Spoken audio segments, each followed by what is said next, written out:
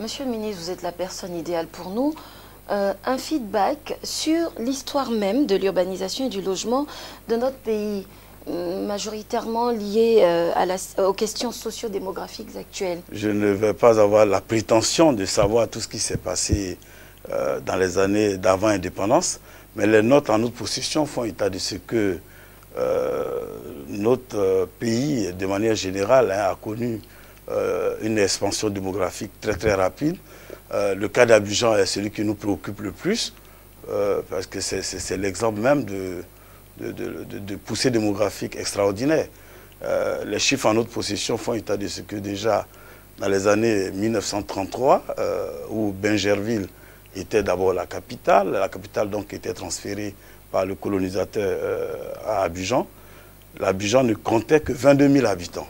On en est loin maintenant. Et nous avons exactement un taux d'augmentation de 1000%.